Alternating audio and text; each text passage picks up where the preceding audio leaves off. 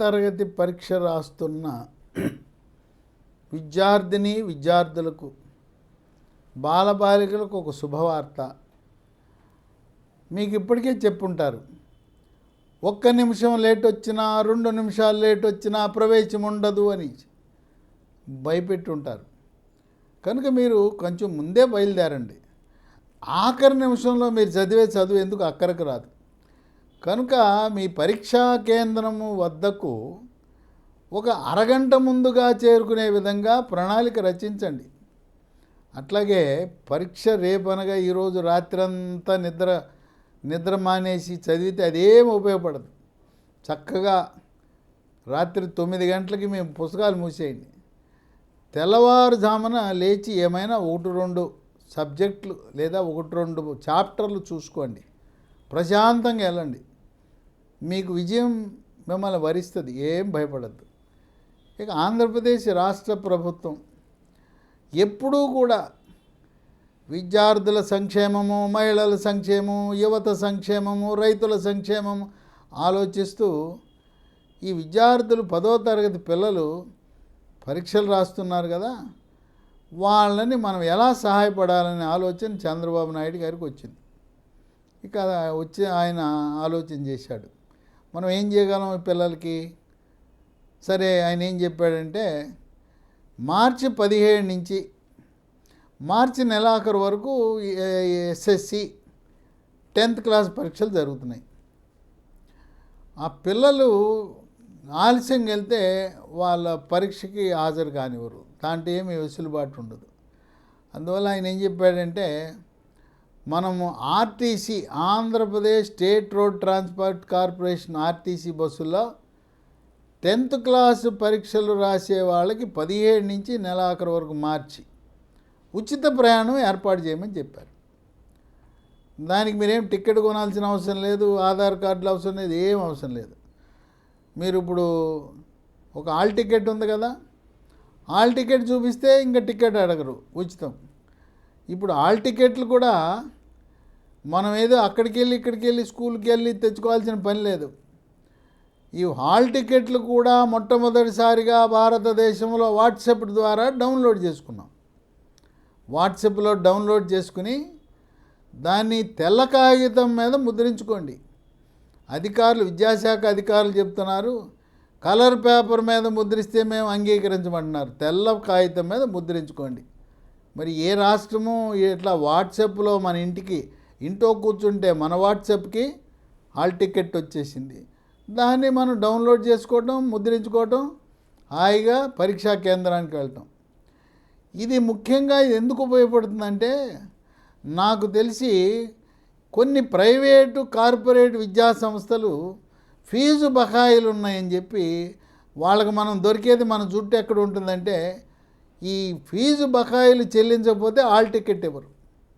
తల్లిదండ్రులను బాధ పెడతారు, పిల్లల్ని తిప్పుకుంటారు, హాల్ టికెట్ నిరాకరిస్తారు. ఇక అప్పుడు ఆ తల్లిదండ్రులు ఆ బాధ భరించలేక వీళ్ళు హాల్ టికెట్ ఇవ్వటం లేదని అప్పో సొప్పో చేసి మరి ₹2 వడ్డీ, ₹3 వడ్డీ లేదా బంగారం తాకట్టు పెట్టి ఏది దొరికితే అది అమ్మేసి ఆ పిల్లల చదువు కోసం ఆ కార్పొరేటు ప్రైవేటు విద్యా సంస్థల బకాయిలు చెల్లించి హాల్ టికెట్ తెచ్చుకునేవారు. ఇక ఇప్పుడు వాళ్ళ బకాయిలతో సంబంధం లేదు. స్కూల్లో బకాయిలు ఉండొచ్చు కాక హాల్ టికెట్ మనకు వాట్సాప్లో వస్తుంది. ఈ వాట్సాప్లో మనకు వచ్చే హాల్ టికెట్ ఇచ్చేవాళ్ళు మనకు ఆ స్కూల్లో ఉన్న బకాయిల గురించి పట్టించుకోరు. కనుక ప్రైవేటు విద్యా సంస్థలలో చదివే వారికి ఇది ఒక మంచి అవకాశం. ఇక ఇది ఎక్కడి నుంచి ఎక్కడికి, మీరు పరీక్షా కేంద్రం వరకే అర్హులు. మీరు ఇంటి దగ్గర నుంచి బస్సు ఎక్కి పరీక్షా కేంద్రం వరకే వెళ్ళాలి. ఇప్పుడు పరీక్షా కేంద్రాలు రాష్ట్రంలో ఎన్ని ఉన్నాయి? 3500 కేంద్రాలు ఉన్నాయి. ఎంతమంది పిల్లలు 10th క్లాస్ పరీక్ష రాస్తున్నారు ఈ విద్యా సంవత్సరం 25లో అంటే 6,50,000 మంది రాస్తున్నారు. ఏ బస్సు పడితే ఆ బస్సు ఎక్కబాకండి, దానికి కూడా కొన్ని పరిమితులు ఉన్నాయి. ఆర్టీసీ పల్లె వెలుగు ఎక్కండి, లేదు జిల్లా పల్లె వెలుగు ఎక్కండి. సిటీలో అయితే సిటీ ఆర్డినరీ బస్సు ఎక్కండి. ఇవి ఎక్కితే మీరేమీ డబ్బులు కట్టవలసిన అవసరం లేదు.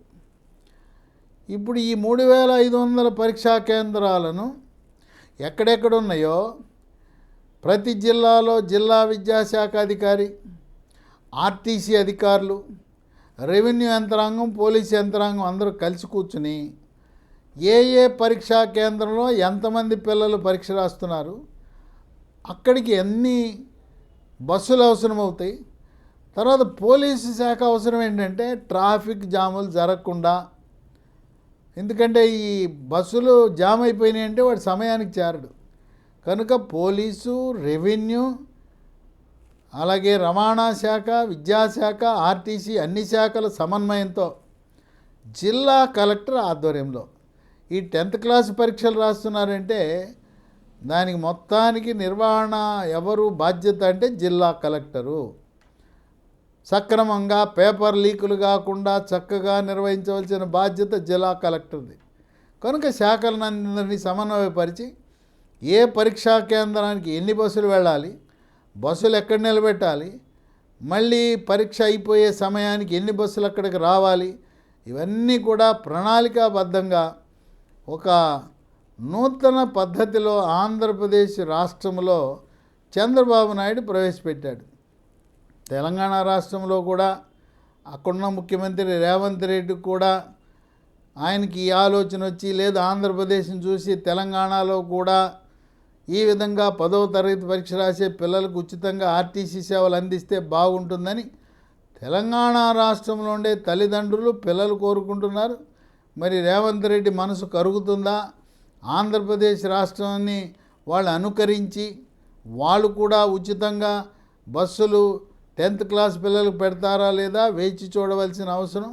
కనుక చక్కగా 10th క్లాస్ విద్యార్థుల సౌకర్యం కోసం ఈ ఆర్టీసీ సౌకర్యం, ఆర్టీసీ బస్సుల ఏర్పాటు జరిగింది. అయితే మీరు ఇంటి నుంచి ముందుగా బయలుదేరండి. ముఖ్యంగా సిటీలో ట్రాఫిక్ జాముల సమస్య ఉంటుంది. కనుక తల్లిదండ్రులు కూడా మీ పిల్లల్ని కొంచెం ముందు పరీక్షా కేంద్రాలకు తీసుకువెళ్ళే ఆలోచన చేయండి. గతంలో పిల్లల్ని మన తల్లిదండ్రులు బైక్ మీద ఎక్కించుకుని వెళ్ళేవారు. ఇప్పుడు ఆర్టీసీ బస్సులోనే తల్లో తండ్రో ఎక్కి తీసుకువెళ్ళి దింపి రావడానికి, మళ్ళీ పరీక్ష అయిపోయిన తర్వాత వెనక్కి తీసుకురావడానికి చక్కటి వెసులుబాటు కల్పించారని చెప్పి 10వ తరగతి చదువుతున్న పిల్లలు, వారి తల్లిదండ్రులు, వారి ఆనందానికి అవధులు లేవు. వారు చంద్రబాబు నాయుడుని దీవిస్తూ, నాయనా కలకాలము నువ్వు జీవితకాలం పర్మనెంట్గా ఆంధ్రప్రదేశ్ రాష్ట్రానికి ముఖ్యమంత్రిగా వర్ధిల్లు నాయనా, నీలాంటి ఆలోచన, నీలాంటి కష్టాలు తెలుసుకునే వ్యక్తి మాకు ఎవరు రారు నాయనా అని చెప్పి ఆయన్ని మనసారా దీవిస్తూ ఆశీర్వదిస్తూ ఆంధ్రప్రదేశ్కి పర్మనెంట్ ముఖ్యమంత్రిగా ఉండాలని చెప్పి ప్రజలు కోరుకుంటున్నారు.